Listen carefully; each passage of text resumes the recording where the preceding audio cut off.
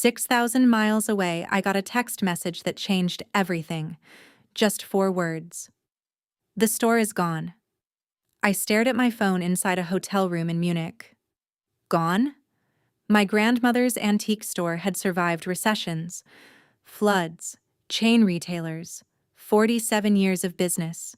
And now it was gone. 3 weeks after her funeral. Sold.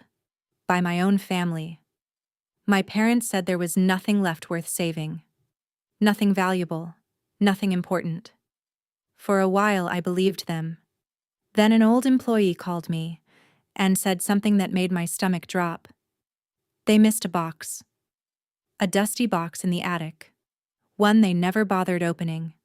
Inside were journals, photographs, cassette tapes, stock certificates, and a sealed envelope addressed to me.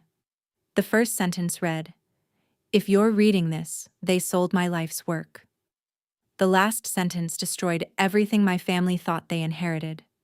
Because they hadn't sold Grandma's legacy. They sold the least valuable thing she owned, and they were about to find out the difference. My name is Wren Holloway, and this is what happened. I was halfway through a 6-month consulting assignment in Germany when my grandmother died. Her name was Evelyn Holloway, and she was the strongest woman I'd ever known. Unfortunately, I didn't make it home in time. That regret still follows me, but it wasn't the worst thing that happened. Not even close. I attended the funeral remotely.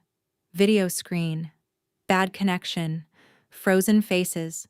The whole thing felt wrong. Then something bothered me. My brother Cole seemed unusually cheerful, because most people don't smile after burying their grandmother. That was my first warning. 3 days later, my mother called. Quick conversation. Very quick. Too quick. Then she casually mentioned, "We've decided what to do with the store." Because Grandma had been gone less than a week. And somehow decisions were already being made. Mom sighed dramatically, then said, "The business was dying anyway." Because that wasn't true. I knew the books. I helped Grandma digitize inventory during college. The store wasn't dying. It was profitable. Not massively profitable, but healthy. Very healthy. That night my brother texted me. A picture. Champagne. Smiling faces. And one caption, "New beginnings." Because the store wasn't even sold yet somehow, he was already celebrating. 2 weeks later, the building officially sold. Just like that. 47 years reduced to signatures. My parents handled everything. Cole supported every decision. Nobody asked what Grandma wanted. Nobody asked what I thought. The store disappeared. Then Mom explained the money.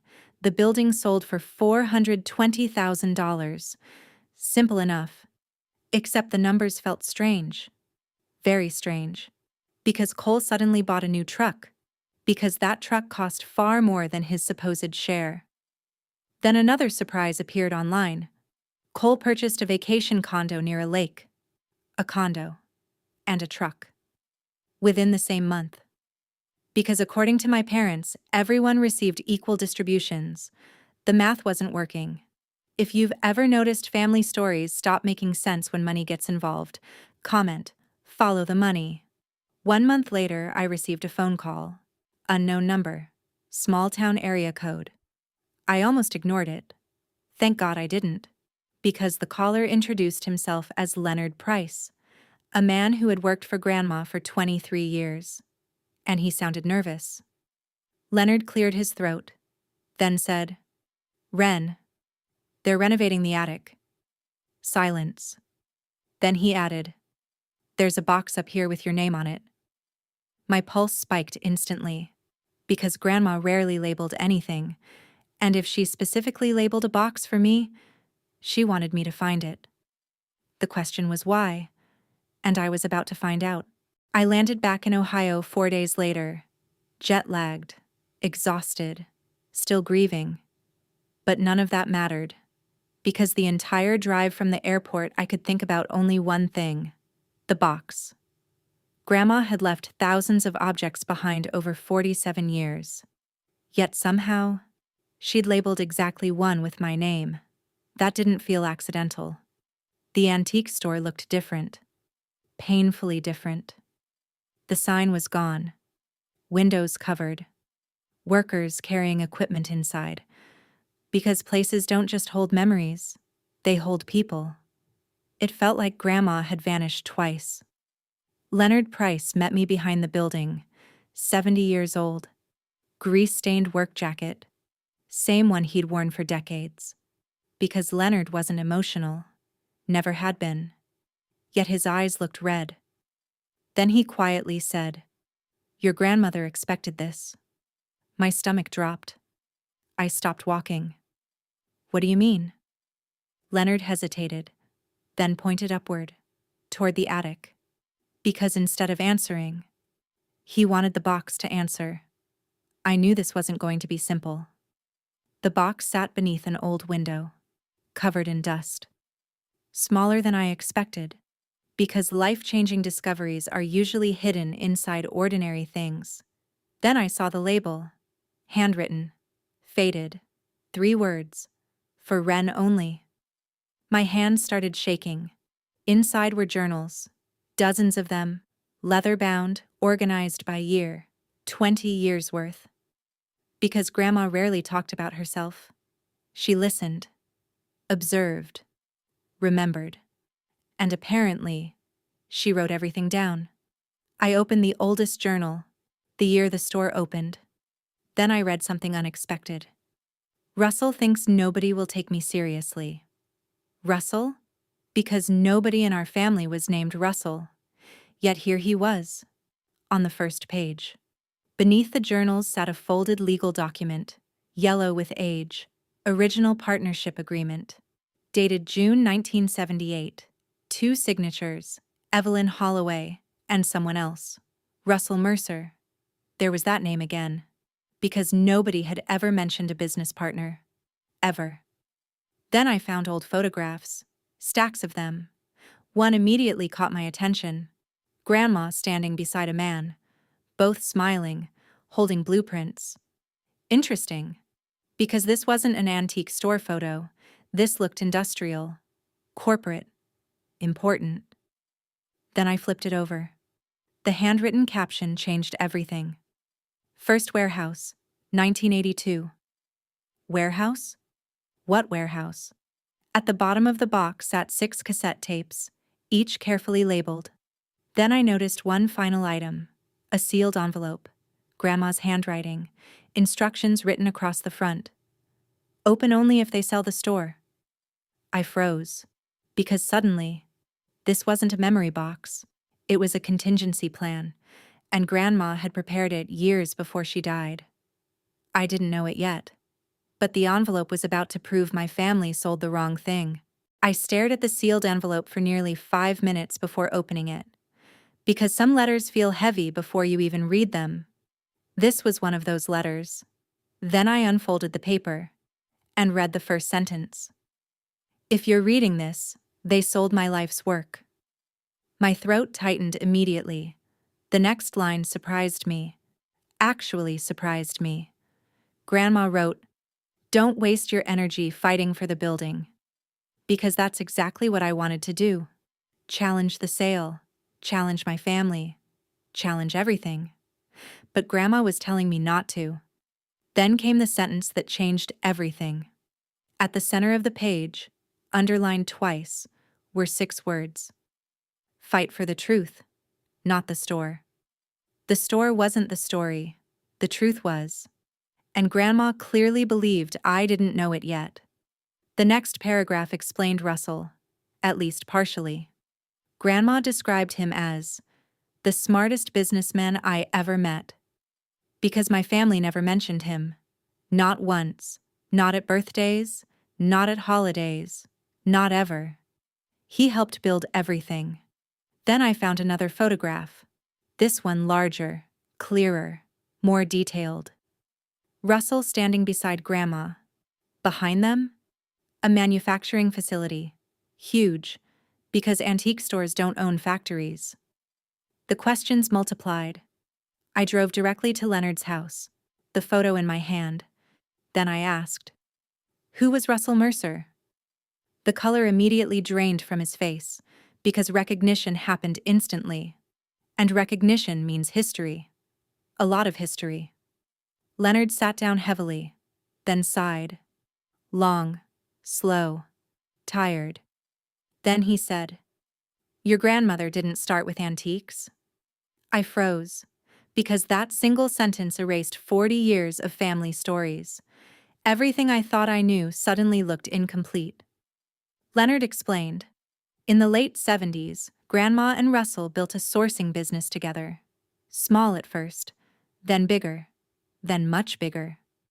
Because they weren't selling antiques, they were locating rare materials for manufacturers. And apparently, business exploded. If you've ever discovered your family's biggest story wasn't actually the truth, comment, "There's more to this." Then Leonard revealed something strange. Very strange. Grandma eventually stepped away. Russell didn't. Instead, he expanded.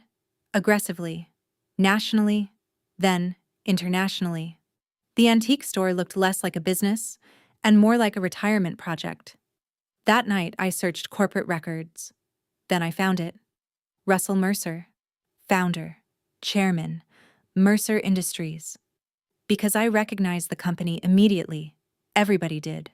Regional manufacturing giant. Hundreds of employees. Multiple facilities. Millions in annual revenue. Then I found one final detail. And it changed everything. Russell Mercer was listed as deceased, but his company still existed. And according to Grandma's partnership agreement, so did her rights. That was the moment I realized my family hadn't sold a valuable antique store. They might have accidentally ignored something worth far more, and I was about to find out exactly how much. The next morning, I hired a forensic accountant. Her name was Dana Pierce, because Dana wasn't impressed by stories. She cared about paperwork, numbers, evidence, and thankfully, Grandma had left plenty. Dana spent 3 days reviewing documents. Then she called. Her voice sounded different, focused, excited. Then she said, "Ren, you need to see this." My stomach dropped. Because professionals only sound excited when something is very wrong, or very valuable. The original 1978 partnership agreement contained a clause nobody had noticed. Interesting, because it wasn't hidden, just ignored. For decades. Then Dana highlighted one paragraph. Everything changed. The clause granted Evelyn Holloway ongoing participation rights, not ownership of the store, not ownership of buildings, profit rights, because those rights weren't connected to antiques. They were connected to Russell's future ventures. Any future ventures. I stared at the paperwork, then asked, "Are you saying Grandma still owned part of something?" Silence. Dana nodded slowly, then said, "Possibly. Possibly." One word. Huge implications. The store sale felt irrelevant. That night, I opened another journal. Middle pages. Then I found it. A sentence underlined twice. "They'll think the store is the treasure." I froze, because Grandma had predicted this. Years earlier. Then another sentence appeared below it. "The store was never the treasure." Meanwhile, my family was celebrating. Literally celebrating.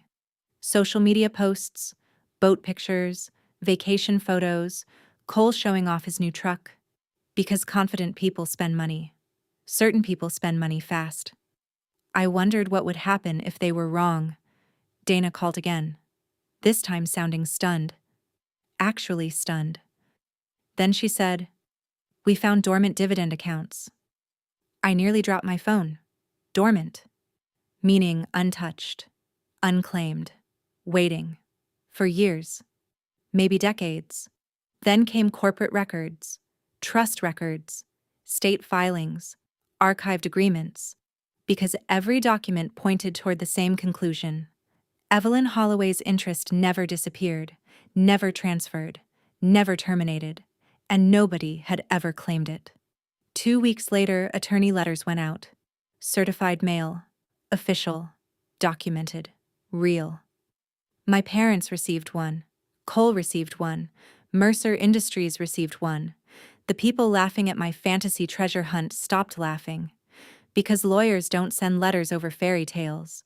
And for the first time since Grandma's funeral, my family looked nervous.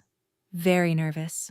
3 weeks after the attorney letters went out, Mercer Industries finally responded.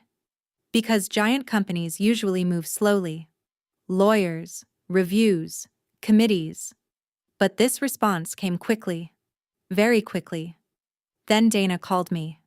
And her first sentence made my heart stop. They found the original files. Everything changed.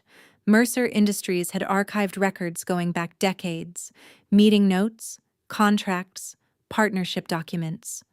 Because Russell Mercer apparently kept everything, and buried inside those archives, my grandmother's name, over and over and over again. For weeks, accountants verified signatures, dates, transfers, corporate filings, because nobody wanted assumptions. They wanted proof. Then proof arrived. The partnership agreement was authentic. Every page, every signature, every clause. Dana asked if I was sitting down. Bad sign. Very bad sign. Then she gave me the preliminary valuation. Silence. Because I honestly thought I'd heard her wrong. Then she repeated it. Again. Slowly. The dormant interest wasn't worth thousands. It wasn't worth hundreds of thousands. It was worth several $1,000,000. I couldn't speak.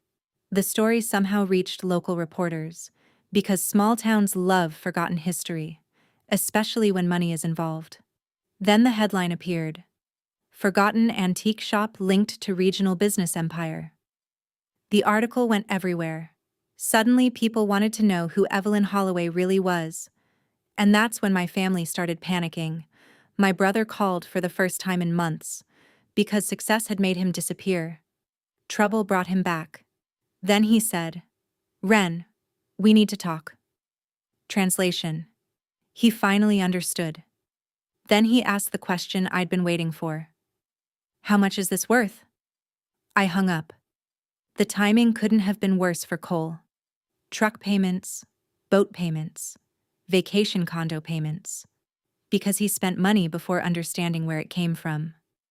The man celebrating the sale was drowning in debt, while the thing he mocked kept growing in value. Months later, everything finalized. Ownership rights transferred properly, trust records confirmed, historical claims settled. Then I opened Grandma's final journal, the last entry, written only weeks before she died, and one sentence made me cry. If Ren finds the box, she'll understand. She knew. She always knew. People kept asking the same question. Would I buy the store back? Because everyone assumed that was the goal. It wasn't. The building wasn't the legacy. Grandma told me that herself. The truth was. So instead, I did something else. 1 year later, a museum exhibit opened downtown, dedicated to Evelyn Holloway, founder, entrepreneur, visionary. The woman history almost forgot. Her journals were displayed, her photographs restored, her story finally told correctly.